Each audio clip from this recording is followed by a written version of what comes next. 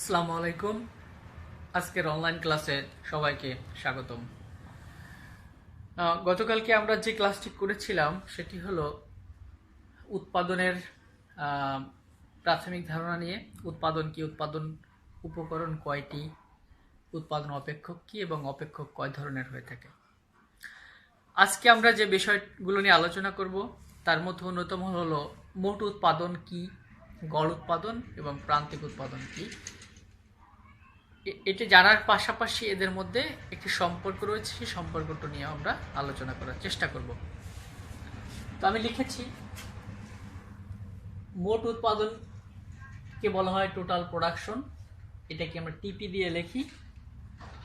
গড় উৎপাদনকে লেখা হয় অ্যাভারেজ প্রোডাকশন, এপি। আর প্রান্তিক উৎপাদনকে লেখা হয় মার্জিনাল প্রোডাকশন বা এমপি। তাহলে আমরা এটা লিখবো মোট উৎপাদন, গড় উৎপাদন, আর হলো প্রান্তিক উৎপাদন। আমরা এই মোট, গড় এবং প্রান্তিক উৎপাদন সম্পর্কে জানার জন্য এখন কতগুলো নিউমেরিক সংখ্যা নিব। এই নিউমেরিক সংখ্যার মাধ্যমে আমরা মোট, গড় এবং প্রান্তিক উৎপাদন সম্পর্কে তোমাদের ধারণা দেব।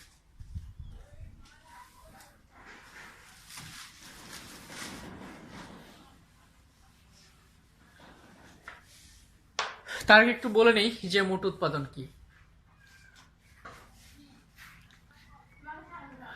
উপকরণ নিয়োগের ফলে যে প্রতি একক উপকরণ নিয়োগ করার ফলে পৃথক পৃথক উপকরণ থেকে যে উৎপাদন পাওয়া যায় তার সমষ্টিকে বলা হয় মোট উৎপাদন।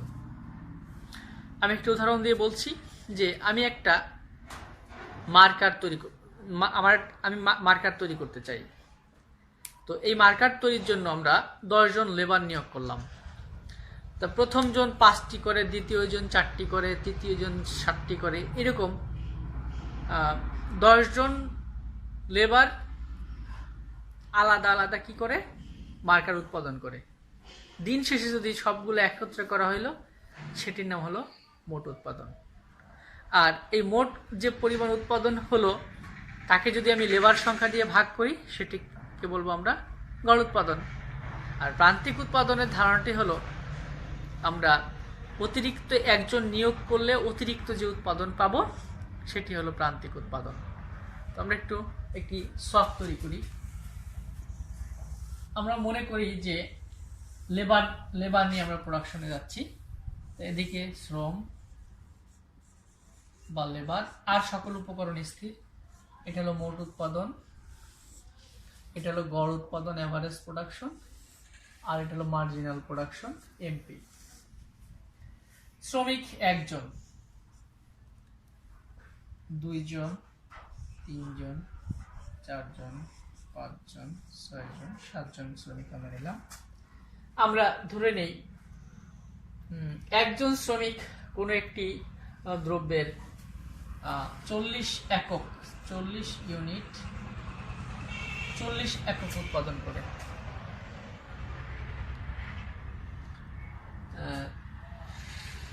2 জন মিলে তারা 90 একক উৎপাদন করে। 3 জন মিলে তারা 130 একক উৎপাদন করে। 4 জন মিলে তারা 160 একক উৎপাদন করে। আমরা ধরে নিচ্ছি এরকম।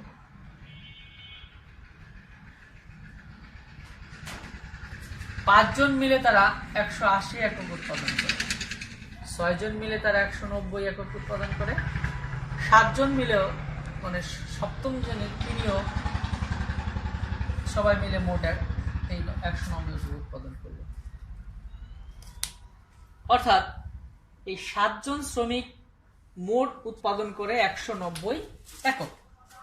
এটি হলো আমার মোট উৎপাদন। আমি যে সংজ্ঞাটি বলেছিলাম, উৎপাদন ক্ষেত্রে পৃথক পৃথক শ্রমিক বা উপকরণ নিয়োগ করলে পৃথক পৃথক যে উৎপাদন পাওয়া যাবে তার সমষ্টিকে বলবো আমরা মোট উৎপাদন। এই যে 7 জন শ্রমিক নিয়োগ করেছি, 7 জন শ্রমিকে কোনো একটা দ্রব্য উৎপাদন করেছে মোট কতটি? 190 একক। এবার আসি, আশা করি বুঝতে পেরেছি। এবার আসি গড় উৎপাদন। গড় উৎপাদনকে আমরা লিখবো এভারেজ প্রোডাকশন সমান সমান হলো টোটাল প্রোডাকশন বাই শ্রমিক সংখ্যা, লেবার। এটি হলো গড় উৎপাদনের সূত্র। তাহলে 40কে যদি 1 দিয়ে ভাগ করি তাহলে 40ই পাওয়া যাবে। 90কে 2 দিয়ে ভাগ করলে অর্থাৎ গড়ে তারা 45 পাওয়া যাবে। 3কে 13 দিয়ে ভাগ করলে 3 4 12.12, তারপর হলো 5 43 দশমিক সামথিং, কত হয়?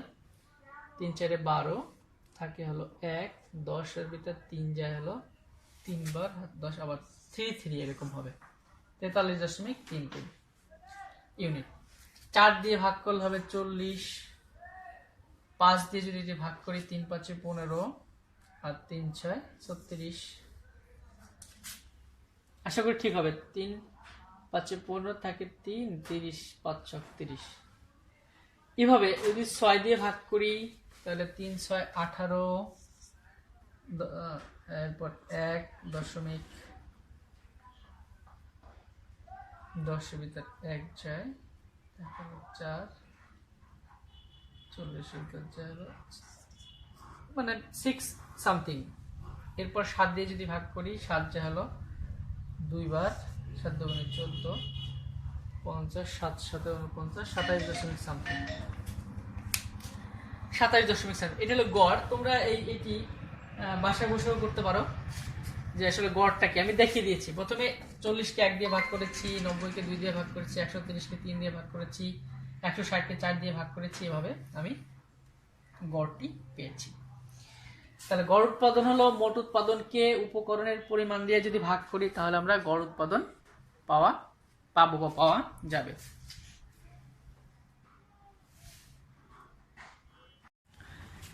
তো আমরা এবার দেখব প্রান্তিক উৎপাদন।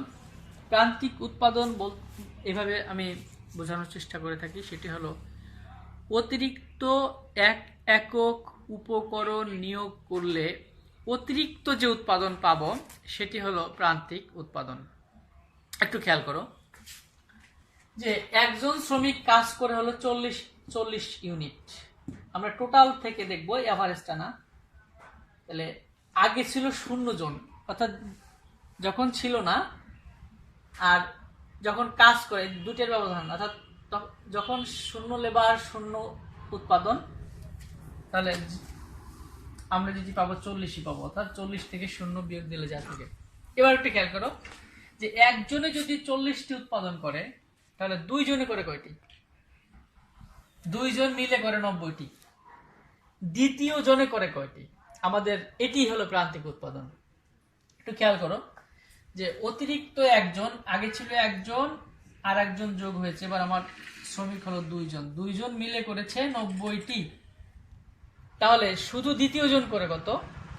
যেহেতু একজন করেছিল 40টি আর 2 জন মিলে করে যখন 90টি, এই 40 এই 90-র মধ্যে রয়েছে, তাহলে 90 থেকে 40 বিয়োগ করলে আমরা যেটি পাবো সেটি হলো 50 ইউনিট। একটু খেয়াল করো, 90 থেকে 40 বিয়োগ করলে কিন্তু 50 পাওয়া যায়। এই 50 লিখেছে।